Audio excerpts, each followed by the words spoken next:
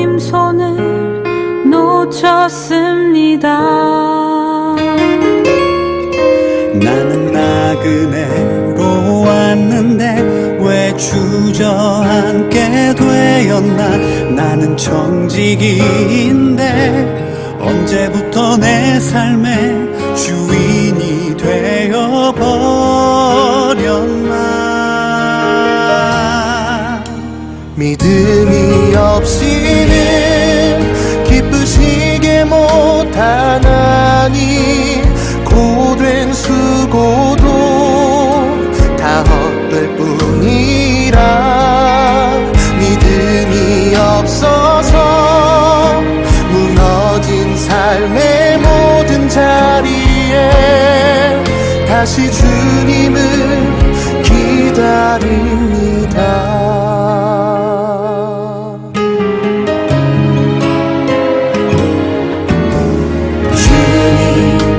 제 마음이 너무 둔해서 주님을 볼 수 없습니다. 이 땅에서 가요 이 땅만 보다가 주님 손을 놓쳤습니다. 나는 나그네로 왔는데 왜 주저앉게 되었나.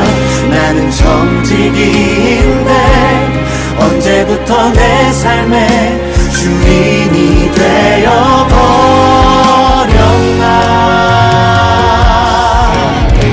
믿음이 없이는 기쁘시게 못하나니 고된 수고도 다 헛될 뿐이라. 믿음이 없어서 무너진 삶의 모든 자리에 다시 주님을 기다립니다.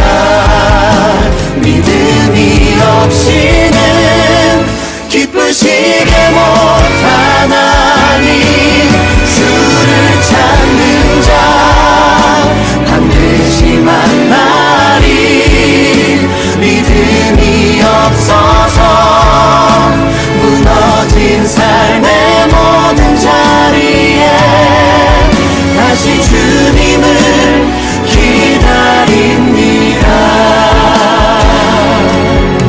다시 주님을 기다립니다. 다시 주님을 기다립니다.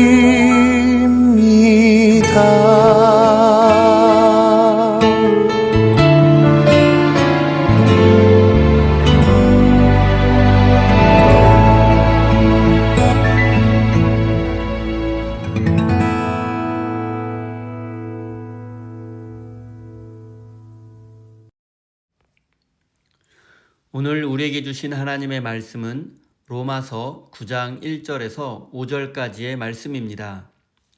다 같이 화면을 보시면서 함께 읽겠습니다. 나는 그리스도 안에서 참말을 하고 거짓말을 하지 않습니다. 내 양심이 성령을 힘입어서 이것을 증언하여 줍니다.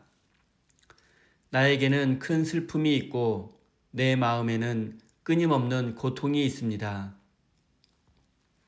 나는 육신으로 내 동족인 내 결애를 위하는 일이면 내가 저주를 받아서 그리스도에게서 끊어질지라도 달게 받겠습니다. 내 동족은 이스라엘 백성입니다. 그들에게는 하나님의 자녀로서의 신분이 있고 하나님을 모시는 영광이 있고 하나님과 맺은 언약들이 있고 율법이 있고 예배가 있고 하나님의 약속들이 있습니다. 족장들은 그들의 조상이요 그리스도도 육신으로는 그들에게서 태어나셨습니다. 그는 만물 위에 계시며 영원토록 찬송을 받으실 하나님이십니다. 아멘. 하나님께서 이 말씀을 통하여 우리에게 은혜 주시기를 원합니다. 하나님의 크신 사랑과 은총이 여러분의 삶에 함께 하시기를 빕니다. 오늘은 거룩한 근심이라는 제목으로 함께 하나님의 말씀을 나누겠습니다. 인생을 살다 보면 개인적으로 화가 나는 일이 있고 또 사회나 국가와 같은 공동체에 실망하고 분노할 때도 있습니다. 이럴 때 우리는 이것이 문제고 저것이 문제고 또 변하고 개혁해야 한다고 말합니다. 우리는 어떤 사건이나 사회 현상을 보고서 비판하기도 하고 또 비난하기도 합니다.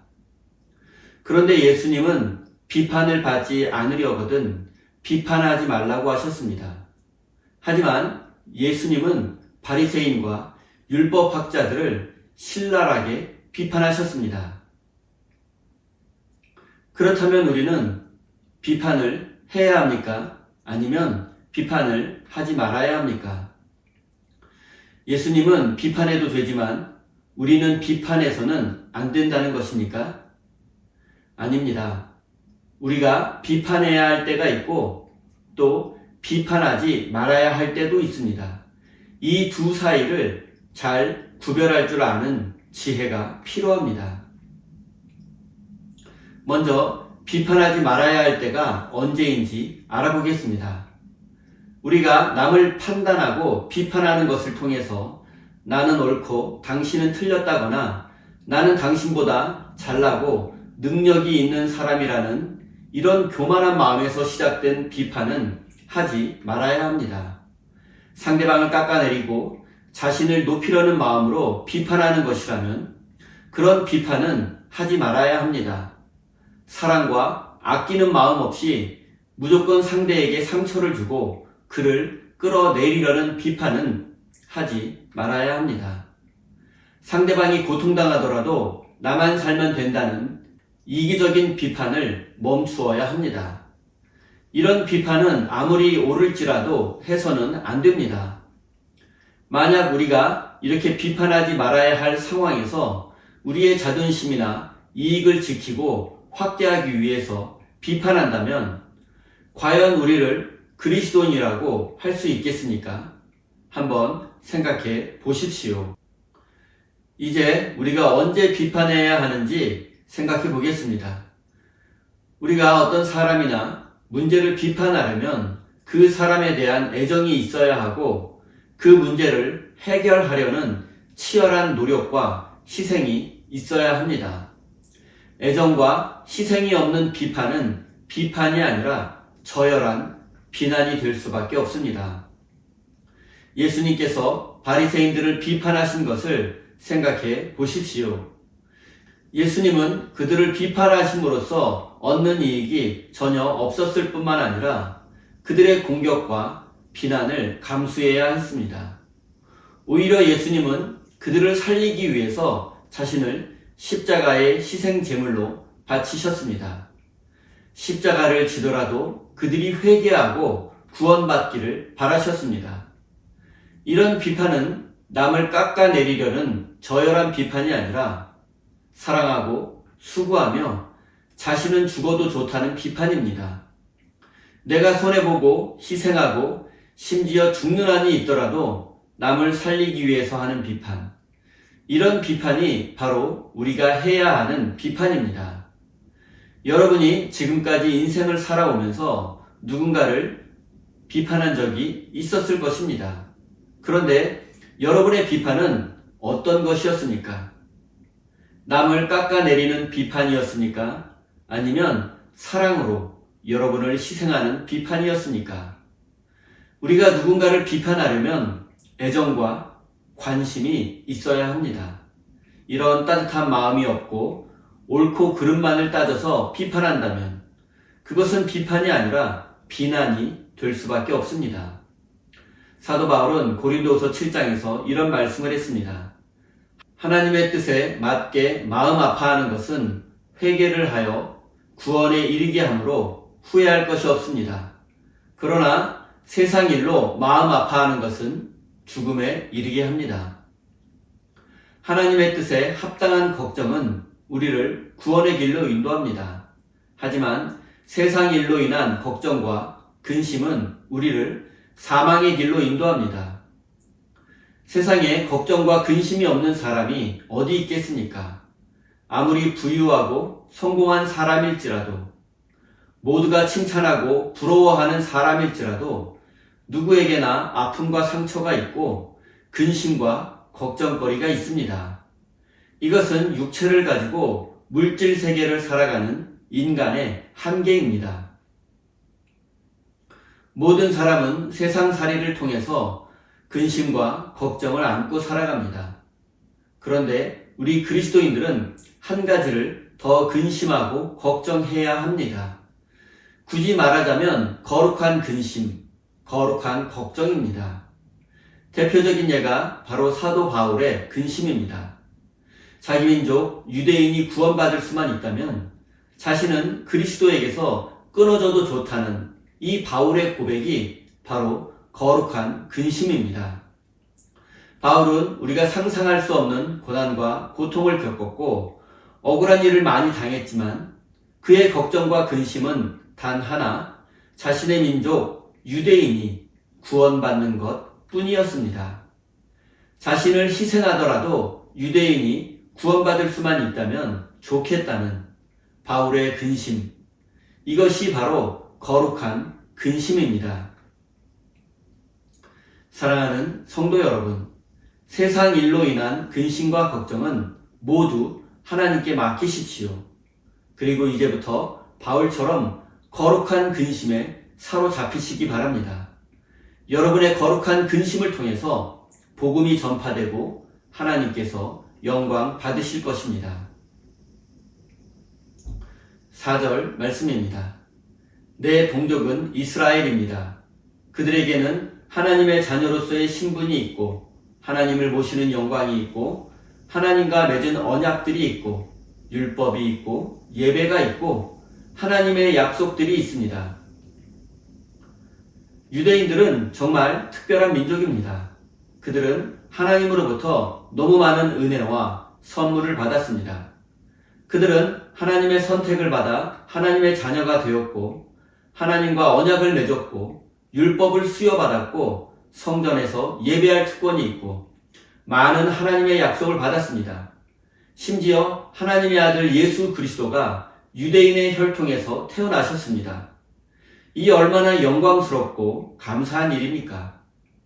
유대인들은 다른 민족들과는 비교도 할 수 없는 위대한 특권을 부여받았음에 틀림없습니다. 하지만 우리가 중요하게 생각할 것은 특권을 받았다는 사실이 아니라 특권을 받은 만큼 책임을 져야 한다는 사실입니다. 유대인이 믿음이 좋고 충성했기 때문에 특권을 받은 것이 아닙니다. 그들은 자격이 없음에도 오직 하나님의 은혜로 선택받았고 많은 특권을 부여받았습니다. 그런데 시간이 지나면서 유대인들은 자신이 믿음이 좋고 충성했으며 능력이 있어서 선택받은 것이라고 착각하게 되었습니다. 그리고 그 착각은 교만과 독선을 불러왔고 그들은 결국 이기적인 민족주의에 빠지고 말았습니다. 하나님의 은혜가 놀랍고 위대한 것이지 유대인이 위대한 것은 아닙니다. 그리고 이것은 유대인만의 문제가 아닙니다. 오늘날 많은 그리스도인들도 유대인들처럼 특권의식에 사로잡혀 있습니다. 많은 성도들이 하나님의 은혜를 잊어버리고 스스로 선택받고 구원받았다고 착각합니다. 심지어 믿지 않는 사람들을 업신여기기까지 합니다. 하나님의 은혜를 잊어버리고 스스로 구원받을 만하다고 착각하는 사람들로 인해서 교회는 세상의 비판과 비난의 대상이 되고 말았습니다. 세상으로부터 사랑과 존경을 받아야 할 교회와 성도들이 신뢰를 받지 못하고 있습니다. 세상 사람들은 예수님은 좋지만 교회는 싫다고 합니다. 또 교회에 나가지 않지만 예배를 드리지는 않지만 그리스도인이라고 여기는 가난한 성도들도 점점 늘어나고 있습니다. 도대체 무엇이 문제입니까? 나 같은 인간이 하나님의 은혜로 구원받았다는 사실, 그 은혜와 감격을 잃어버린 것이 큰 문제입니다. 나의 믿음이 좋아서 그리스도인이 되었다는 착각을 버려야 합니다. 그리고 그리스도인이 하나님의 선택받은 사람이라고 믿는다면 그 믿음에 대한 책임을 져야 합니다. 하나님께 선택받고 은혜받고 또 많은 특권을 받았다면 우리는 마땅히 그 특권에 대한 책임을 져야 합니다. 신앙생활을 하다 보면 우월감이나 특권의식에 사로잡힌 사람들을 어렵지 않게 볼 수 있습니다. 그런데 이것은 하나님이 원하지 않는 모습입니다. 하나님은 우리가 우월감과 특권의식을 모두 버리고 온유하고 겸손해지기를 원하십니다. 그리고 거룩한 책임감과 사명감을 가지고 살아가기를 원하십니다. 사랑하는 성도 여러분, 우리는 모두 자격 없지만 오직 하나님의 은혜로 구원받았습니다. 우리가 해야 할 것은 온유하고 겸손한 마음으로 하나님께 영광 돌리는 것입니다. 사랑하는 우리 세임교회 성도 여러분, 하나님 아버지의 마음으로 이웃과 세상을 바라보십시오. 비판하고 비난하기에 앞서 먼저 사랑하고 섬기는 사람이 되십시오. 그러면 여러분의 삶을 통해서 하나님의 나라가 이 땅에 임하게 될 것입니다. 우리 다 함께 주신 말씀 가슴에 새기며 기도의 자리로 나아가겠습니다.